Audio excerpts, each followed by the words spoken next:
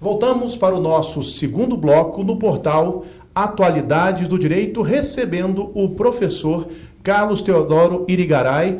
Professor Carlos Teodoro, que é procurador do Estado do Mato Grosso e leciona na Universidade Federal do Mato Grosso. Nossa discussão é sobre a gestão dos recursos hídricos. Professor Carlos Teodoro, no bloco anterior nós falamos aí da configuração da Política Nacional de Recursos Hídricos e o senhor pontuou a gestão dos conflitos, das crises. E nós estamos acompanhando nos meios de comunicação, de novo São Paulo, agora a necessidade de estar fazendo a captação de água, de recursos de um rio federal, Paraíba do Sul, e esse conflito político com o estado do Rio de Janeiro, um rio que pega o estado de São Paulo, o estado de Minas Gerais e, de igual forma, o Rio de Janeiro. E houve até um certo mal-estar entre os governadores dos dois estados, São Paulo e Rio de Janeiro. Isso mostra, em alguma medida, o que pode ocorrer. Por que eu faço essa indagação, senhor?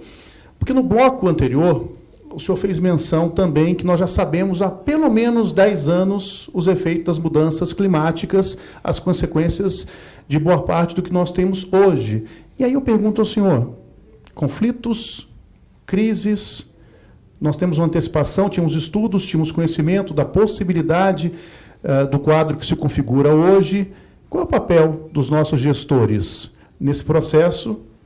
Primeiro, tecnicamente e, claro, politicamente.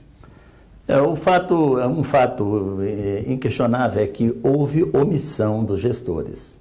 Esses problemas, vamos dizer assim, o agravamento desses problemas, existem, obviamente, alguns problemas que extrapolam até, vamos dizer assim, a gestão local, como o caso das mudanças climáticas que eu mencionei, que está associado no Brasil, principalmente a desmatamentos na Amazônia, né, que compromete com certeza a perspectiva de que isso vai repercutir na questão de chuvas no centro-sul do país, né, no centro-oeste e sudeste do Brasil.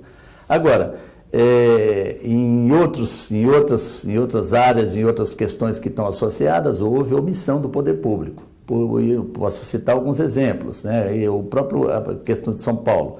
O problema hoje enfrentado por São Paulo. Nós tivemos aqui denunciados ao longo de muitos anos a questão de ocupações de mananciais que foram toleradas pelo poder público, e aí existiu pressão política que fizeram com que o poder público se quedasse inerte e não enfrentasse uma questão que é a ocupação de áreas que são essenciais ao abastecimento da população. Então, da mesma forma, a gestão para reduzir desperdício de água, não foi feita nenhuma ação para incentivar e fortalecer o reuso de água por parte do setor industrial. Também nós não tivemos ações, concretamente são pontuais, em poucos municípios isso aconteceu, em poucos estados isso aconteceu. Então, hoje nós deparamos com uma crise, e aqui em São Paulo isso é muito evidente, mas não é só em São Paulo, né? Eu citei aqui exemplo de municípios do interior do estado de Mato Grosso, em pleno, vamos dizer assim, bioma amazônico, que enfrenta o problema de abastecimento. Parece incrível, mas isso acontece hoje no Brasil, né? Ou seja, regiões em que você tem uma disponibilidade hídrica, mas o problema de abastecimento decorre da má gestão dos recursos naturais, da omissão do poder público, da falta de políticas consistentes que considerem todas essas variáveis que vão interferir no volume e na qualidade da água. Porque, às vezes, o município tem água disponível, mas a água está de tal forma comprometida com poluentes, metais pesados, falta de saneamento básico, que torna essa água imprópria para o consumo humano. Então, investimentos, a falta de investimentos, de uma política consistente, acaba agravando esse cenário de crise e, às vezes, gerando conflitos. Professor, você fez menção à questão urbana. Sem dúvida, aqui em São Paulo, capital, nós temos as ocupações em áreas de preservação permanente, a represa Billings, Guarapiranga, muito recorrentes. Isso ocorre em todo o país. Nós estamos falando aqui da área urbana, mas nós temos aí o problema na área rural. Afinal de contas, né, sem água não há agricultura. E como o senhor vem de um estado agrícola, né, com muita força no agronegócio, que é o estado do Mato Grosso, quais são os desafios hoje no estado do Mato Grosso, eu diria na região amazônica, com relação à gestão das águas, dos recursos hídricos e a sua interface com a agricultura? Bom, aí nós temos algumas questões que não são, eu vou citar alguns problemas, por exemplo, que são muito visíveis e foram estudados e documentados no estado de Mato Grosso, mas que não estão restritos à realidade mato-grossense. Eles se repetem em outros estados da federação com maior ou menor intensidade, principalmente nos estados onde avança o agronegócio, a produção de grãos, de cana. Por exemplo, em Mato Grosso eu citei a degradação de áreas de preservação permanente de nascentes, o que hoje no Código Florestal aprovado e com toda essa pressão política que houve para aprovar essa versão do Código Florestal, isso recebeu uma tolerância por parte do legislador, ou seja, o poder público permite que mananciais que temporariamente de corpos hídricos que são intermitentes, ou seja, que secam durante uma época do ano, possam dispensar a proteção das suas áreas de preservação permanente, do entorno de suas nascentes, né? Isso, com certeza, vai ter uma repercussão na questão hídrica muito grande. Assim como o Código tolerou, por exemplo, a ocupação de áreas, ou delimitou a delimitação das áreas da margem de rio que tem que ser protegida, agora não se dá a partir do nível da cheia, mas sim do nível médio ordinário, ou seja, isso vai suscitar, vai legitimar a ocupação de áreas que podem ser periodicamente inundadas, né? Ou seja, isso mostrando que a própria legislação hoje já tolera alguns problemas que vão repercutir na gestão dos recursos hídricos. Mas no meio rural hoje no Brasil, uma questão que foi objeto de um estudo muito aprofundado, desenvolvido pela Faculdade de Medicina, pela Escola de Medicina da Universidade Federal de Mato Grosso, é contaminação dos recursos hídricos com agrotóxicos e pesticidas, né? Então, foi feito um estudo em um município que é um polo produtor hoje de grãos do Mato Grosso e, portanto, do Brasil, que Mato Grosso hoje é o estado que mais produz e exporta soja e outros milho e outros grãos, mas o que se constatou nessa pesquisa, e aí foi feita uma pesquisa com 20% das mulheres que estão amamentando dentro do município, e todas essas mulheres estão com um nível de contaminação no leite materno acima do que seria tolerável pela Organização Mundial de Saúde, né? Contaminação com agrotóxico. Foi feita coleta de poços artesianos mais antigos do município, todos estão contaminados.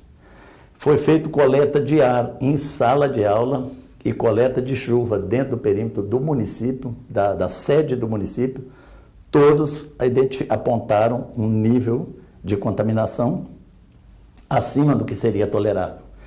Então, isso não está sendo dimensionado em outras regiões do país, muito pouco pesquisado.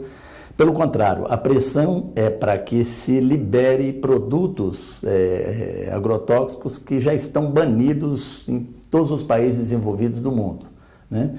Tanto que introduziram na legislação que que não é a legislação específica de agrotóxicos, mas foi introduzido numa lei recentemente aprovada, 3 dispositivos que permitem, no caso de pragas e tal, que o município, que seja um município declarado de emergência para combate a essas pragas, o que permite a importação de produtos agrotóxicos que já estão banidos no Brasil, né? Já estão banidos há muito tempo no resto do mundo, mas mesmo no Brasil, que já estão banidos, estão sendo importados. Sem contar a importação de agrotóxico, aliás, o contrabando de agrotóxico que está banido aqui, que entra no Brasil pelas fronteiras secas que nós temos.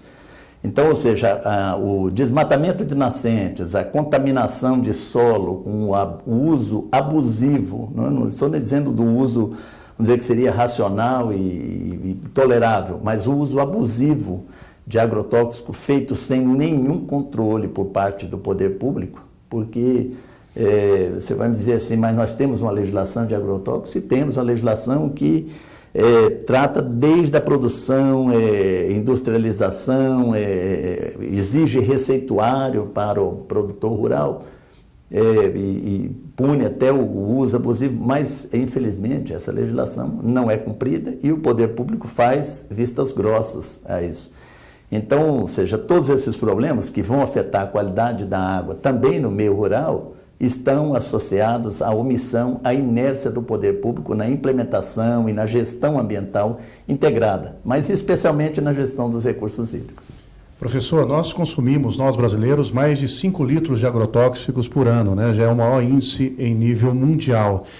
E aí, a partir da sua exposição, aliás, uma exposição que, confesso, me deixou apreensivo, porque isso vai se tornar um problema de saúde pública, se é que já não é um problema de saúde pública, dos mais graves, com desdobramentos em cada um de nós. E aí o senhor coloca a omissão do poder público e, no mesmo sentido, nós estamos acompanhando um processo de flexibilização da legislação protetiva ambiental. É interessante notar que algumas pessoas ainda fazem associação do meio ambiente como sendo exclusivamente um meio ambiente natural, e a fauna e flora, sem contextualizar os efeitos na saúde humana, na saúde pública, na saúde humana. E nesse processo de flexibilização, há uma opção muito clara pelas questões de mercado, agronegócio e outros setores. E aí eu fico me perguntando, professor, né, nós aqui do direito ambiental, diante desse processo de flexibilização, isso acontece em vários setores, mas no que se refere ao processo produtivo, o senhor pontuou aqui agora do agronegócio, as consequências, nós estamos caminhando para uma situação que pode ser limite a todos nós, não só no que se refere à gestão dos recursos hídricos, mas também no que se refere à saúde pública. Com certeza. Os problemas, embora o Brasil tenha estabelecido e assinado acordos internacionais se comprometendo com redução de emissões e até tenha se empenhado para que essas emissões possam reduzir em algumas áreas, né? Ou seja, um discurso ecológico até, vamos dizer assim, com medidas ou previsão de medidas que seriam arrojadas, né?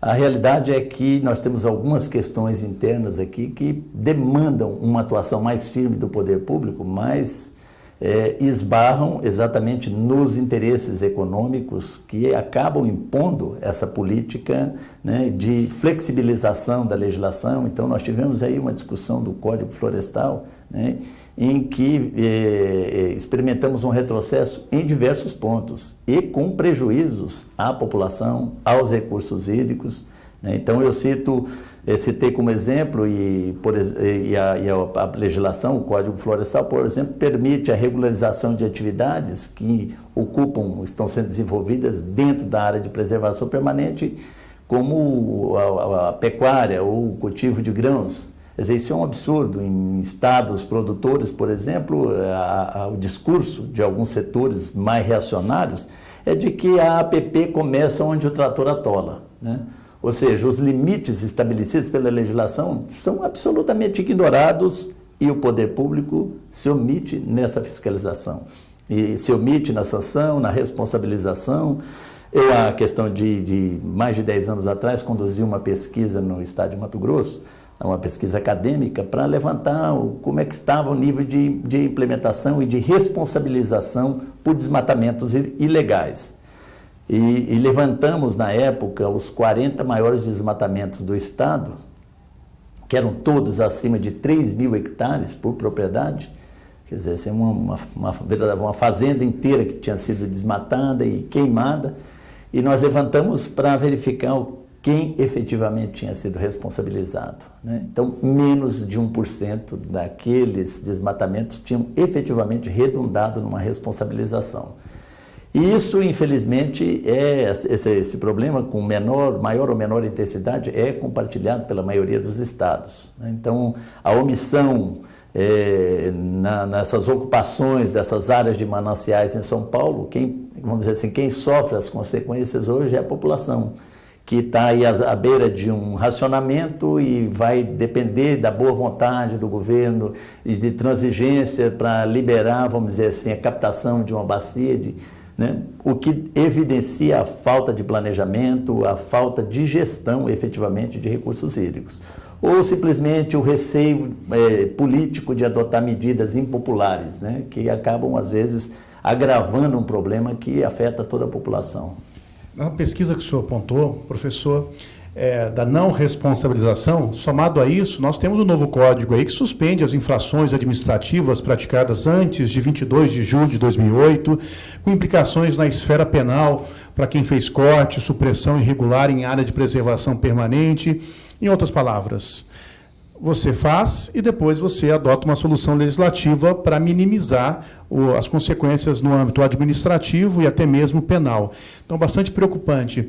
Professor, para que possamos concluir, eu gostaria das suas considerações finais para o nosso assinante no que se refere à gestão dos recursos hídricos, mas, sobretudo, o papel que cada um de nós pode desempenhar nesse processo de conscientização, de atuação, para que situações como o senhor elencou muito bem na sua exposição aqui, minimizem ou não ocorram.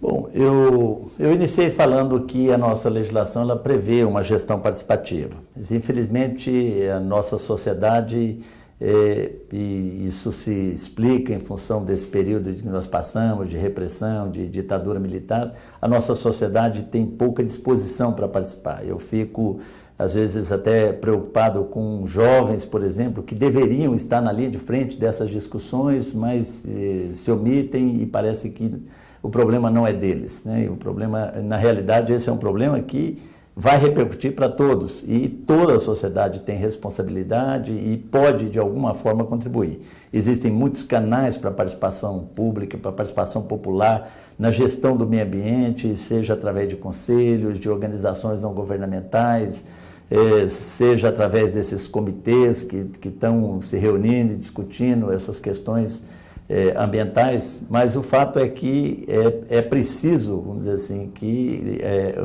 a nossa população, o povo brasileiro, exerça a cidadania efetivamente, né, e participe e cobre do poder público ações para poder reverter, vamos dizer, esse quadro que é preocupante.